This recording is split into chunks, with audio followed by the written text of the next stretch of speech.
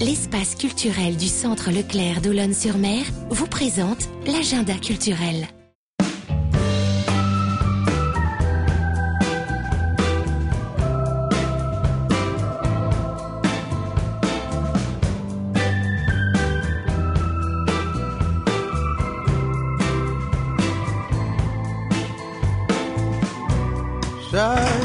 Bonjour à tous et bienvenue dans votre nouvel agenda. Au programme, nous allons parler de Clémenceau dans le cadre des célébrations du 80e anniversaire de son décès, en compagnie de Jean-François Bourrasso, secrétaire général du musée Clémenceau de Lattre, et nous serons ici dans la maison natale de Georges Clémenceau.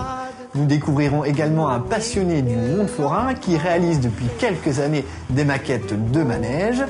Nous irons également voir mon coup de cœur, c'est la troupe de théâtre de Mouilleron le Captif qui joue actuellement Panique au Plaza. Mais je vous propose tout de suite de débuter cet agenda par le retour sur Alix Lano, c'était pour nous dans les coulisses de la tournée Star de demain.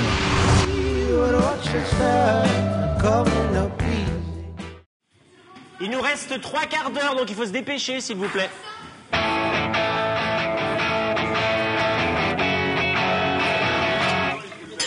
On arrive 1 heure avant pour installer le matériel avec la production, après on chante et le travail se termine quand on aura fini de tout ranger et fermer la porte du camion.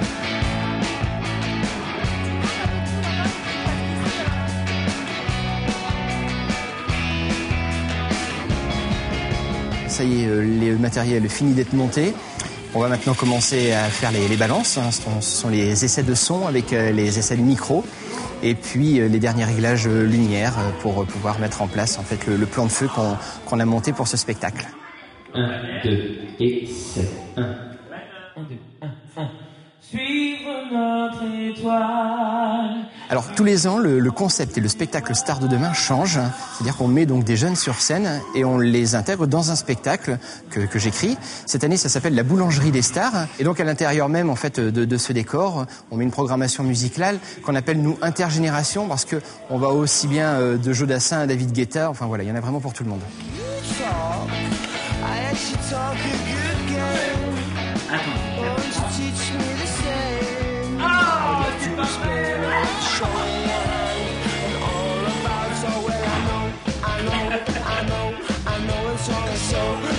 Je vous souhaite un bon courage. Hakuna Matata, Hakuna Matata. Plus on est là, si on marche sur le même chemin, plus fort ensemble, on se retrouve pour demain. Unir nos voix, nos rêves, quoi de plus grand mal quand au fond de nous règne l'évidence. Suivre notre étoile, suivre notre étoile, suivre notre étoile.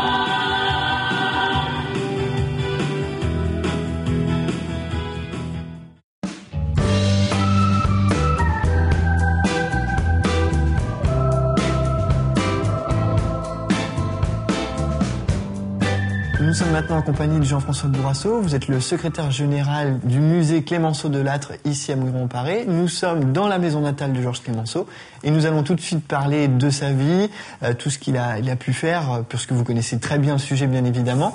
Commençons tout de suite par sa naissance. Il naît en 1841, ici même. C'est ça, absolument. Il est né exactement le 28 septembre, dans cette maison, dans une chambre au-dessus. En fait, sa maman est mouilleronnaise, elle s'appelle Sophie Emma Gautreau. Son grand-père maternel est républicain, protestant, et il a été maire du pays pendant 2 ans.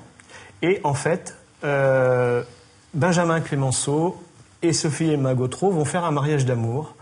Il va attendre 25 ans pour pouvoir ne pas se marier avec la permission du père. Et ils vont passer chez le pasteur à Mouilleron-en-Paré le 21 octobre 1839 et s'installer dans une des maisons du grand-père maternel. Et là vont naître la grande sœur de Georges, Georges Clémenceau, donc en 41. Et 2 ans et demi plus tard, la famille va partir à Nantes, où son père va s'installer comme médecin, rue Crébillon. Alors vous avez dit, son père est médecin, lui-même va devenir médecin, mais il va exercer beaucoup de métiers tout au long de sa vie. Alors ça, c'est quelque chose d'extrêmement important, à mon avis, quand on veut parler de la vie de Georges Clémenceau et de son rôle, c'est qu'en fait, effectivement, il a 3 passions, parce que ce ne sont pas vraiment des métiers, parce qu'il est à la fois médecin, journaliste et politique. Et ça dépasse la notion de métier, je trouve. Et en fait, ces trois passions, eh bien, elles sont absolument indissociables pour essayer d'expliquer la vie de Georges Clemenceau. Il restera très humain, très humaniste, donc le côté médecin, quand il va prendre des responsabilités en guerre 14-18, par exemple. Il va dénoncer des attitudes concernant donc, le traitement des poilus avec son regard, là aussi, de médecin, mais alors qu'il est au Sénat, enfin, vous voyez, et qu'il le dénonce dans un journal. Ces trois métiers, ces trois fonctions sont absolument impliquées dans toute l'histoire de Clemenceau. Alors Clemenceau, c'est bien sûr le père de la victoire, mais c'est également le tombeur de ministère. Alors d'où lui vient ce surnom de tombeur de ministère? C'est compliqué. Est-ce qu'on peut refaire un petit retour en arrière sur sa vie? Bon, d'une part, il va commencer à la vie politique en 1870, quand il va être nommé maire de Montmartre par un ami politique de son père, Arago. Donc il est républicain. Ça, c'est une évidence. Ça va le suivre toute sa vie, pendant 40 ans. Pratiquement 50 ans de sa vie politique, il est républicain. Donc, il est Montmartre. Ensuite, il va rentrer, il va être député de 1876 à 1893. Ensuite, il va avoir quelques petits problèmes avec Panama, etc. Ensuite, il va devenir sénateur en 1902. Il va être... Pourquoi tombeur de ministère? Parce qu'il va attendre l'âge de 65 ans en 1906 pour rentrer comme ministre de l'Intérieur et devenir pour la première fois président du Conseil. Donc pourquoi tombeur de ministère? C'est qu'il est toujours dans l'opposition. Et il disait toujours en rigolant, mais vous êtes un tombeur de ministère. Mais non, c'est toujours le même ministère qui est tombé. Voilà. Donc c'est un radical. Voilà l'explication. Et puis il va devenir, bien évidemment, le père de la victoire. Voilà. Il va passer beaucoup de choses, il va passer beaucoup de temps entre les deux, effectivement. Donc de 1876 à 1917, il est sénateur, il est écrivain, journaliste. Aussitôt qu'il quitte une position politique, il prend les journaux pour modifier le monde. Et quand il écrit pas dans un journal, il va écrire des nouvelles et des romans pour dénoncer la situation, pour pouvoir la changer quand il va reprendre. D'ailleurs, en parlant de journal, l'Aurore qui est bien connue, et puis toute cette affaire Dreyfus, où il va quand même contribuer à réhabiliter Dreyfus. Bien sûr, c'est l'Aurore, j'accuse, c'est en 1898, c'est lui qui a trouvé le titre. Et c'est lui qui utilise, on m'a-t-on dit, pour une des premières fois, un lettrage très très grand dans un journal, ce qui ne se faisait pas à l'époque. Donc j'accuse, c'est 7 volumes d'articles de journaux sur l'affaire Dreyfus. Ça représente 7 bouquins de Clemenceau. Il a écrit plus de 4500 articles dans sa vie, de journaux. Donc c'est extrêmement important. Donc, moralité, sénateur, il est réélu en 1909. Et puis ce qui est important, il va créer un journal qui s'appelle L'Homme Libre, qui va devenir L'Homme Enchaîné, je vous en ai parlé déjà. Et en 1915, il est élu président de la Commission des Armées et des Affaires étrangères du Sénat. Donc il connaît parfaitement la position de ce qui se passe pendant le conflit. Et c'est le 16 novembre 1917 que son ennemi politique Poincaré va lui demander de prendre le pouvoir. Et Clemenceau va accepter, il ne le souhaite pas. C'est un vieux monsieur de 80 ans, asthmatique. Il ne s'entendait pas du tout avec Poincaré. C'est une vieille histoire. Oui, voilà, ils ne sont pas amis politiques. Ceci étant, à plus de 80 ans, je vous dis, asthmatique, diabétique, on dirait c'est lui le sauveur de la France, il arrive un petit peu rabougri. Et puis, en moins d'un an, il va devenir, justement, le père de la victoire, le 11 novembre 1918. 360 jours. Pourquoi est-ce qu'il est très populaire? Pourquoi le père de la victoire? Sur ces 360 jours, je pense qu'il passe un peu plus de 90 jours sur le front, ce qui est énorme. Il décède le 24 novembre 1929, et puis, donc, selon son testament, eh bien, il va être enterré au Colombier, à côté de son père, sous l'arbre de la liberté qu'ils ont planté tous les deux en 1848. Donc il revient en Vendée. Avant de parler de l'héritage de Clemenceau, je voudrais vous montrer quelques images que nous avons tournées ce week-end. Donc il y a une exposition qui a débuté sur Georges Clemenceau à Saint-Gilles-Croix-de-Vie, et j'ai interrogé les gens sur la question suivante: que représente pour vous Clemenceau? Alors, Clemenceau représente pour moi un des meilleurs médecins de sa génération, et il a tout fait pour la guerre, sauver beaucoup de gens. Mais c'est un grand homme d'histoire qui a fait honneur à la France et à la Vendée. Pour moi, c'est un homme qui a une force de caractère déjà, et puis qui savait ce qu'il voulait, qui était un battant jusqu'au bout. Mais Clemenceau, c'est certainement un homme d'histoire pour la France et la Vendée.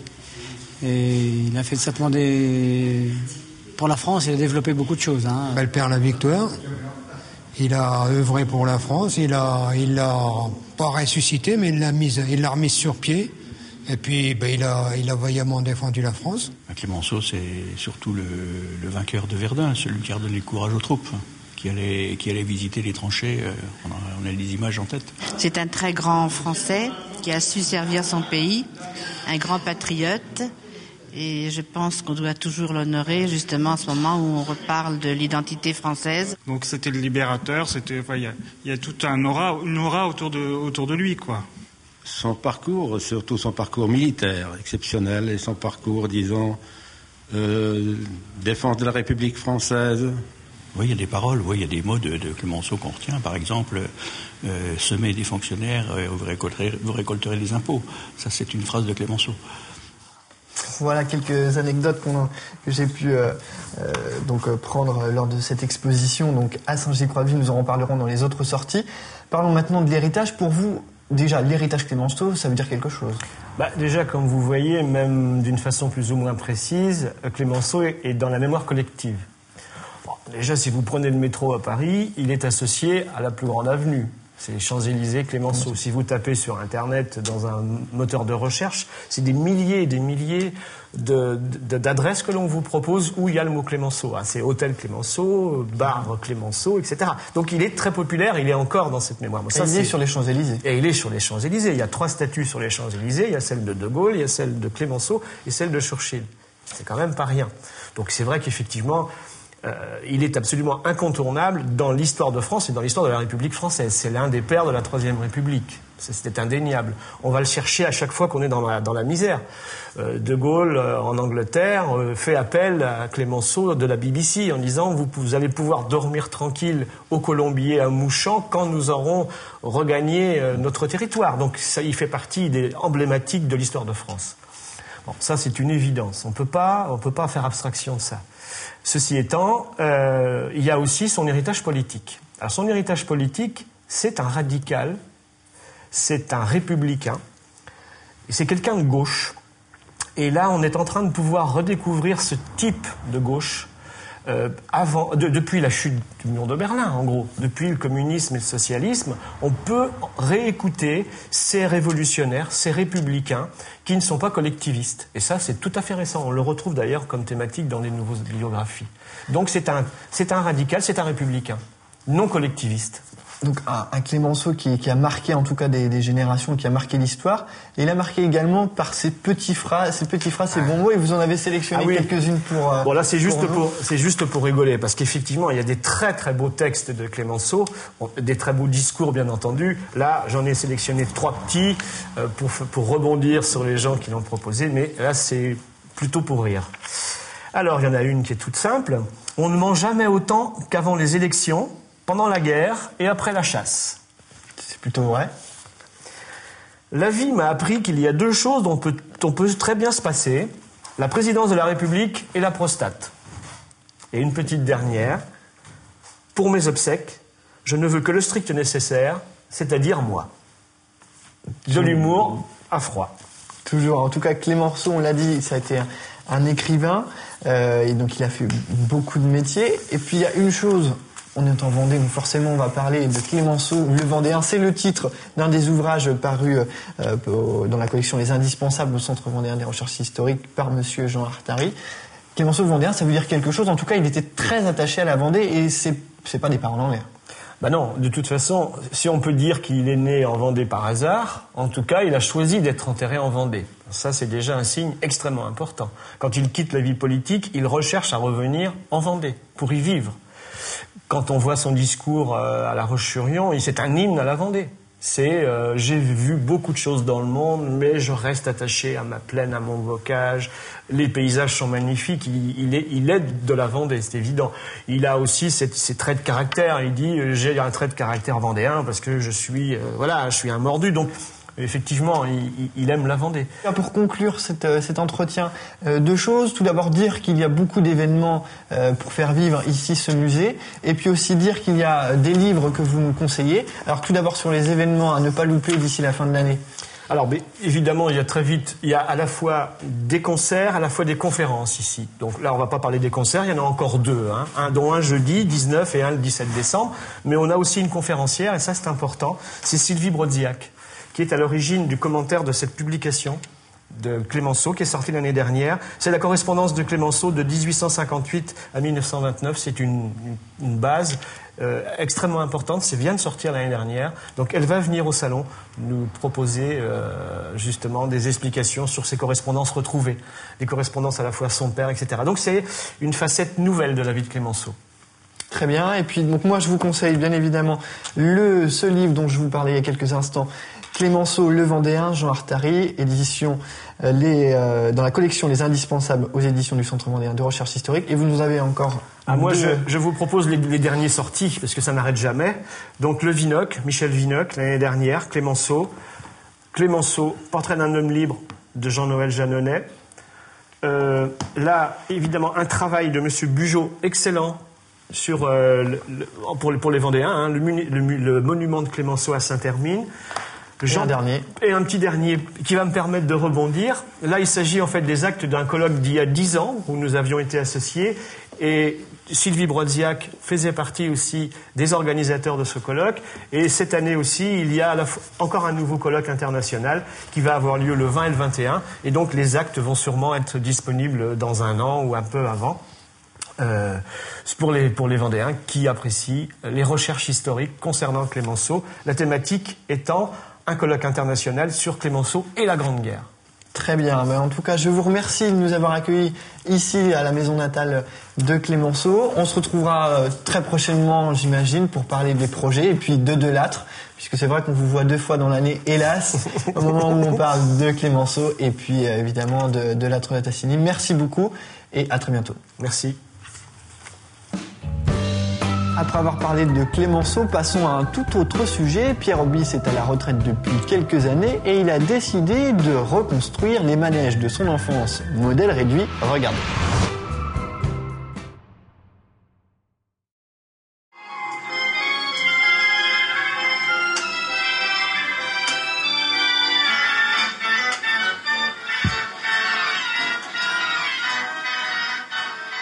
Les yeux de Pierre n'en finissent pas de briller quand il regarde les manèges tourner.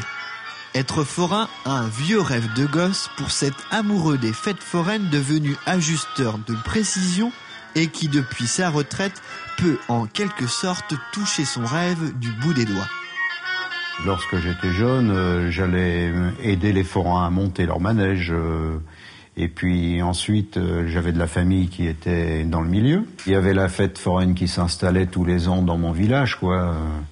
Et puis, on aimait bien voir le montage des manèges, tout ça. Je m'intéressais beaucoup à ça, quoi.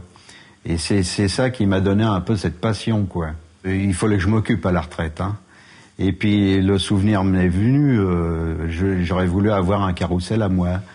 Ainsi, il se met en tête de réaliser le carrousel de son enfance et son expérience de mécanique de précision complétée d'une dose d'ingéniosité n'auront pas été de trop pour réussir ce pari. Mais les manèges, il n'existe rien du tout. Il faut faire ses plans soi-même, il faut aller relever les dimensions sur les fêtes foraines, quoi. On commence déjà par la mécanique. Ensuite, il faut faire tout l'habillage, soit en bois, soit en métal, en plastique, un peu tout ce qu'on trouve, quoi. Et puis ensuite vient la peinture, les peintures. Un an de travail dans le secret de son atelier pour aboutir à un mini carrousel au 1/10, premier d'une série qui n'a depuis cesse de se compléter. Le dernier, là, j'ai trouvé le modèle sur Internet. J'ai contacté le propriétaire qui se trouve en Belgique. Alors, ma difficulté a été de prendre contact avec lui pour toutes les dimensions. Il m'a envoyé des photos, il a été vraiment, vraiment bien et il m'a mis à disposition tout ce que je lui ai demandé. Donc, j'ai pu réaliser parfaitement la maquette. Des maquettes pour lesquelles Pierre est régulièrement primé dans les salons de modélistes, mais pour cet homme attaché au travail minutieux et bien fait, l'important n'est pas là, Par ces manèges modèles réduits, c'est un bout du patrimoine forain qu'il participe en quelque sorte à sauvegarder pour que ne tombe dans l'oubli un morceau de l'histoire des fêtes foraines d'antan.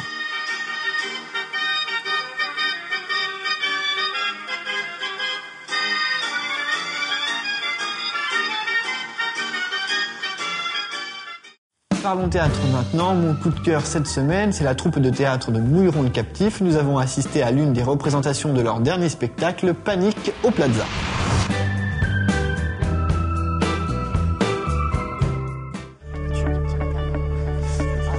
Dernière retouche maquillage, derniers instants de concentration en coulisses. De son côté, le public pénètre dans une salle redécorée à la façon d'un grand hôtel parisien. La lumière se tamise, les 3 coups retentissent. Pour la 25e année, les comédiens mouilleronnais montent sur les planches. Ouais, c'est encore une pièce de Ray cette année. C'est notre auteur fétiche. Nous avons fait Le Saut du Lit, nous avons fait Vision Voyageur. Et nous ne jouons que de la comédie, donc et nous avons un public très fidèle et qui apprécie ce genre de spectacle. Et c'est vraiment le meilleur moment de la saison pour nous. On est une troupe à l'identique de toutes les troupes qu'il peut y avoir dans toutes les autres communes. Et par expérience et par discussion avec les autres, à chaque fois qu'elles ont essayé de faire autre chose que du boulevard ou du comique, les gens disent c'est bien, mais voilà. Et les gens attendent 2 heures de rire et non pas 2 heures de... Je pense que pour du théâtre plus fin, ils vont au théâtre, mais pas dans les théâtres de ruraux comme nous. Monsieur le ministre, n'allez pas croire que je suis une épouse infidèle, hein? Appelle-moi un homme facile.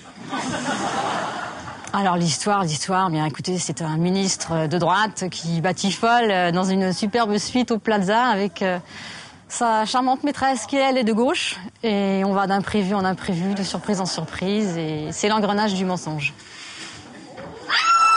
Et alors cette année, le décor est vraiment très particulier. Enfin bon, les gens pourront le découvrir en venant le voir, mais sans le décor, on peut pas jouer. Le décor a vraiment un 11e rôle, de par sa particularité, puisqu'il est à tout moment acteur dans la pièce. Le rôdeur est mort. Le rôdeur est mort. Une pièce où les portes claquent, où les quiproquos fusent,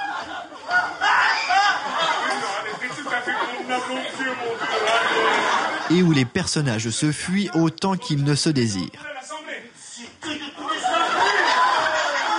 Et cette année, on n'était vraiment pas prêts, enfin on s'est pas senti prêts. Et à 8 jours, on a eu ce qu'on appelle un déclic. Et tous les ans, on a un moment où on a un déclic, où vraiment on a quelque chose qui se passe entre nous.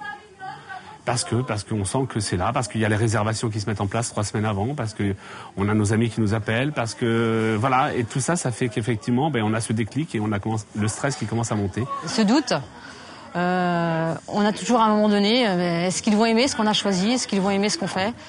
Et je vous assure que dès les premières séances, la première séance était complète et vraiment, c'est un grand moment de bonheur, oui. Un bonheur partagé par un public fidèle et qui visiblement prend du plaisir. Des spectateurs qui reconnaissent à la troupe un certain talent. Elle est très vivante.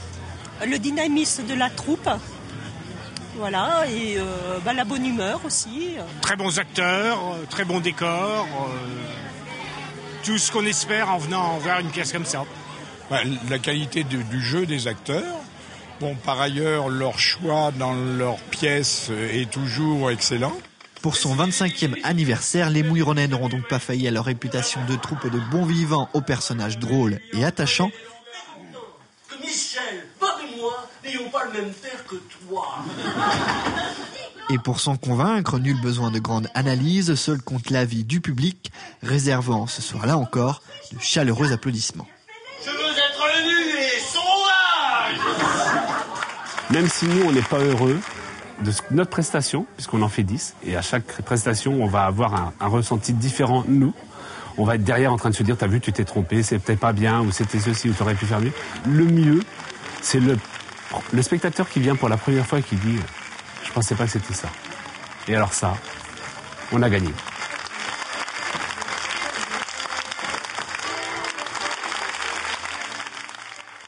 Panique au Plaza par la troupe des comédiens de Mouillon le Captif à découvrir jusqu'à la fin du mois de novembre. Le numéro de réservation s'affiche en bas de votre écran et je vous propose tout de suite vos autres sorties. On commence ces autres sorties par une sélection spéciale Clémenceau. Un hommage tout particulier lui sera rendu par Jacques Couturier lors d'un spectacle pyrosymphonique inédit. Une série de tableaux aborderont les différents aspects de l'homme qui repose sur les terres de Mouchamp. Sylvie Brodiac, maître de conférences en littérature et histoire des idées, vous propose de découvrir ou de redécouvrir les correspondances de Georges Clémenceau de 1858 à 1929 à travers une conférence dans le salon de la maison natale du Père La Victoire.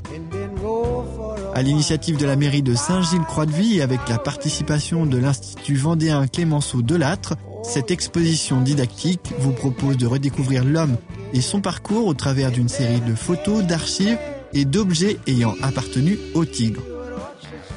60 ans que la troupe de Torigny monte chaque année sur les planches, il présente cette année Roger la Honte, un drame qui prend racine juste après la défaite française de 1870. À noter la particularité de cette troupe qui joue en costume d'époque. Quel groupe succédera au Phonétique, grand vainqueur du tremplin poupée de l'année passée? Réponse dans quelques mois. Cependant, les inscriptions viennent de s'ouvrir et ceci jusqu'au 27 novembre. Comme l'an passé, le groupe ou artiste gagnant aura le droit de jouer en première partie lors du Festival de Poupées 2010. C'est la fin de notre agenda que vous pouvez retrouver en intégralité sur notre site www.tvvendée.fr. La semaine prochaine, vous retrouverez Aïda. Je vous souhaite une très bonne semaine. À très bientôt.